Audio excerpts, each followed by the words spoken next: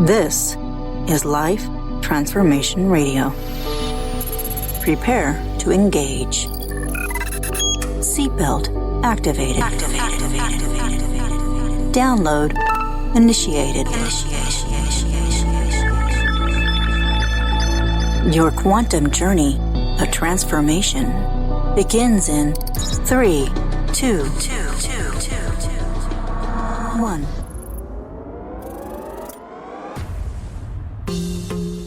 Welcome to Life Transformation Radio. Hi, I'm Rob Actis, best-selling author of The Law of Action, voice actor, business mindset coach, the podcast whisperer, and Mr. Action himself.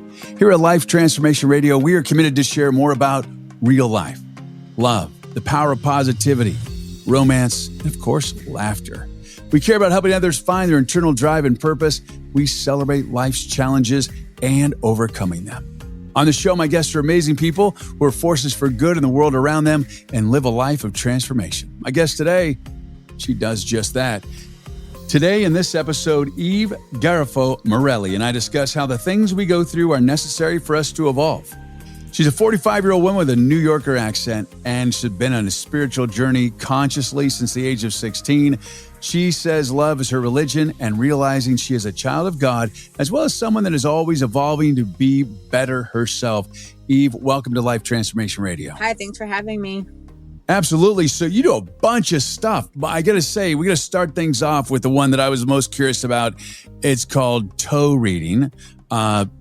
Yeah, I definitely have to experience that. Is that like palm reading? Kind of, yes. So our feet kind of transcribe our journey. They record everything we go through, and each little trial, tribulation, each hurdle we go over is definitely documented in our feet.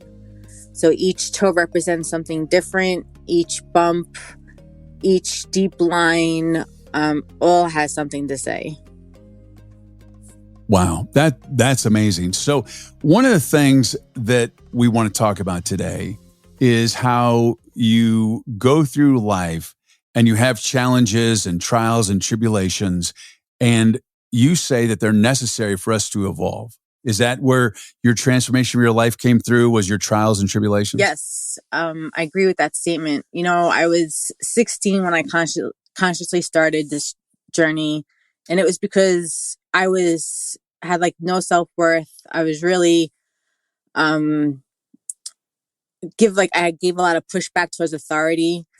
I didn't really know who I was at the time. I had just moved out of my mom's house and into my dad's house, and I slowly began to look within. I slowly beginning to understand myself and the lack of love that I had for myself. And not to put any blame on my mom or my dad, but, you know, I came from a household that was in a verbally, physically abusive household, that the parents were not present. My dad started his spiritual journey when he got divorced from my mom. And so when at 16, he already was on his journey, and he was able to guide me to places that I didn't realize that I needed to visit. Wow. Okay, tell me more about that. Places you didn't know. So this is stuff you didn't know that you didn't know. So you probably are saying that you weren't spiritual as you were growing up. You had some very challenging time growing up, and then all of a sudden things open up for you, and now you're on a spiritual journey? Basically. You know, I grew up Catholic in the Catholic religion, and I loved my experience with the church. You know, I didn't have a negative experience with the church. It really brought me together with my grandfather and my grandmother. I did the whole communion catechism thing, picked my confirmation name. But when I stepped into the spiritual world and I got introduced to my first guru, Amma, the hugging saint, she's from India. What she does is she travels the world and she gives divine hugs, and she embraces you in the moment. She pulls you into her chest, and she either chants, "My daughter, my daughter, my daughter," or "My son, my son, my son," or "My darling, my darling, my darling." But in that moment, in being embraced in her arms at the age of 16, was the most profound moment for me because it was like complete and total bliss and unconditional love that I never felt before. And that just kind of ignited my passion. I wanted more. I wanted to learn more. I wanted this feeling of love and bliss all the time. So I just kept going more within. I kept looking at why I was so angry or why this person would trigger me and what it really meant for me internally. Now you had to trust yourself in that you have the belief of the Catholic Church, and now you're opening your eyes and your heart and your soul to a more universal principle. Was that a challenge for you at such a young age as It 16? absolutely was, especially because of how I grew up and like my mom's, she's like, I hope you're not involved in a cult. So I had to just stay on my journey. And because of my experience, I had to just stay true to myself. And I knew what I was feeling and going through. And I knew how blissful I felt when I was in these different accommodations in these different rooms and around these different people, and how much love and light there was, and how it was changing me and how it was affecting me. And that was the biggest outcome, because to see where I was 16, now 30 years later, well, 29, to see what a difference in myself and how I've continued to grow, and how I not only have I learned to step into my power and speak my truth and live my life for me. And I don't want to say not care about the rest of the world, because I have compassion and empathy for the rest of the world, but I no longer try to fit myself into a box to fit into other people's lives. I no longer change the way I speak or how I look to please someone else. I live from my heart, from myself first, and the right people are attracted to me, and the wrong ones fall off. Yeah, that's a beautiful statement. And it's really true. When you raise your vibration, the people around you, they're either going to stick around or not stick around. And a lot of times they don't know why they're not sticking around, but they just are not at that level of consciousness and vibration where they can actually accept you and be around you. It's interesting how in a spiritual journey that the vibration changes in so many different ways, and how people do fall off. And it's nothing personal. It's just they're in a different path than That's you correct. are. And that took a little while to get used to too, because in the beginning I had so many friends falling away, and I had, I had pushed, or I had some family members fall off as well. And it's just like we weren't vibrating at the same level. I was continuing to grow, and they just wanted to make me wrong for everything, or speak down to me or verbally abuse me. And I was no longer accepting that in my life. And I was setting boundaries, and I was no longer taking the BS. I think that's wonderful. One of the things that I think people don't always realize is that just because someone has been in your life a long time, or even if they're a family member, you don't owe them anything. And they don't just have a guarantee to be in your life. You only allow people in your life that are worthy of being in your life. And it actually brought a tear to my eye when I hear that, your family and your friends that you've been with forever are giving you, crap, I guess I would say, for your belief, for your spiritual journey and your path. And you're coming from love and light. And it just blows my mind how people can reach out and attack that. And it Yeah, I makes me agree. sad. Absolutely. Um, it's been an interesting journey to unfold. I've also had, you're raised by your parents. So for my teachings, we're taught that from the age of conception to 7, we have no filter. So we end up taking on all these judgments and beliefs about ourselves that aren't true, that were really projections from other people that put onto us. My father got sick in 2019, right, and I had to, he had a stroke, he lost his voice, and I became his full-time caregiver. And what I realized in that first year of taking care of him was everything that he was not able to do, like speak his truth, stand up to his siblings, he had taught me to do over the years. And it was because of this experience of what we transitioned to that I got to witness it and live it, because I had to stand up to his siblings because they were trying to take me to court for my guardianship. And I'm my father's only child. And when the CPS came into the house, they did like a safety check. And the lady said, I sat down with the lady to have a conversation, and my father was present. And I said to the lady, I said, his siblings don't understand. My father was the first male. And what they don't understand is my dad always just allowed them to be and never really spoke his truth. But if he could speak right now, he would tell you he loves his siblings, yes. But he does not like the people who they are. He doesn't like that his sister is a bully. He doesn't like that both the other two siblings are alcoholics and drug addicts. And he would never allow them to take care of him. So that the fact that this was happening wasn't weird, but it was also a place where I needed to be to stand into my power. I needed to have that fight to go to court and fight that battle and know that I could win and know that I was doing the right thing and that I was strong enough to do anything. Like after I did that, I was like, oh, I could do anything in the world. Like put anything in front of me and I'm getting it done.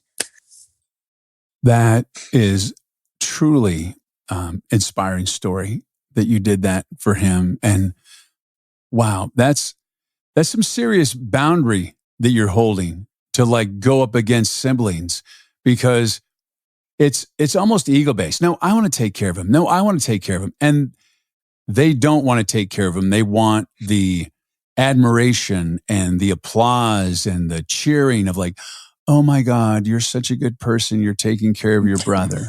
Well, that was the funny thing. It was like they're old. Like my dad was 60 something years old, and the one sibling lived in New York. The other one was in New Jersey, and the other one was in Tucson. So I was like, what are you guys going to do? Move here? Like, it makes no sense. No. And the sister that took me to court was like, well, I'm a retired ER nurse. Okay. And so you just want to control his medical? Like, you're not living here though. Like, that's, boundaries are so important. And it's interesting when you set boundaries and you lay down the law of boundaries, how people that have been violating your boundaries really show up, and it's very aggressive response. Like if people were honoring just normal boundaries with you and you set up a different boundary, it wouldn't really be that, but they're willing to bypass your boundaries and not honor your boundaries. And I find that, really amazing in how when you set up a little boundary with someone, the pushback that they have, because they've had free reign of you and they've just done whatever they've wanted to do. And now you set up just a minor boundary. Absolutely. So good for you. And so you won, right? You won in court, and then you were able to take care of your father. I'm still his guardian. I still take care of him. And, we're still, two peas in a pod. We're still, I'm on the spiritual journey because of him. He led me, he guided me. And I appreciate, he was a graduate of the Barbara Brennan program and the East Coast. And I appreciate everything that he's taught me and everything that I got to see unfold the way that it unfolded. We got to spend 3 months in India together. We are very, very close. But I want to be who I am today if he wasn't there to guide me and mold me the way he did. And I'm such a strong woman, and I'm so passionate about this work because it has done miraculous things for me to grow and be the light that I am. And I would not change one bit of it. I'm glad you wouldn't change it. I wouldn't change it. I think you're just a beautiful soul. I'm thrilled you're here today. I know that the listeners are really going to enjoy this conversation. And I really want to thank you for standing up for your father, because sometimes battles with, courts is just one, you don't have the resources of financial, but also you don't have the strength and the power, but your love for your father allowed you to get through that. And that really showed you how powerful you are and how all that was necessary for you to evolve into what you are now, which is making a significant impact in the world. So you do some other cool things. So you do your toe reading and yoga nidra. Tell me a little bit about yoga nidra, Because I think it's important. So, I really wanted to dive into your story, and I really am so thrilled you shared that. It's very moving, and I can see that you're moved by it as well. The path of a spiritual enlightenment takes so many different turns, and some people just dive deep into it, and it's their own personal journey. And what you've done is you've dove in deep into it, and it's your spiritual journey, and you have resources that you share with other people to help them on their journey. So Yoga Nidra, tell me a little bit Yoga more Nidra, about that. it's beautiful. It's a deep meditation. It brings you to those subconscious levels, into the theta brainwaves. And I think it's one of the easiest modalities, because it's like me speaking a script, allowing myself to drop into that energy, and it like transcribing through me into that person. And as I speak the words, they flow in and out of a healing, and it allows them to go to those deeper places where they may not be able to visit on a conscious level if they're trying to meditate or do their own healing work. So it allows you to drop in deeper, and miraculous things happen within those brainwaves while you're dropping in. Now, is that different than the yoga that I do, where I'm in the sitting dog position where it's really hard and I have to look at myself and go, I am not in good shape. I'm trying to do this and I am not in good shape. Is that is that yoga like you do on a mat, like hot yoga, but Yoga Nidra is something different? So no, Yoga Nidra, you find a comfortable position, whether if it's sitting down, lying down. We want you to be completely comfortable. You could even do it in a recliner. And then we have you maybe do some stretches beforehand or some breathing techniques. And then we talk you down into a script. And it lasts about 45 minutes to an hour, depending on how long of a script. And what we do is have a conversation with you before to see what you're going through. And then we'll customize the script to the person. Or if we're doing it in a group, we'll just generalize the script. So is it more of a guided meditation? Okay, cool. And then you do Reiki, which I love. I love Reiki. I have so many friends that practice Reiki in my life, and I'm so blessed because they always Reiki me, and I love it. So for those of you who don't know what Reiki is, you may Reiki share. is beautiful. It's, it's being the conduit for the divine to work through you to help your client in front of you.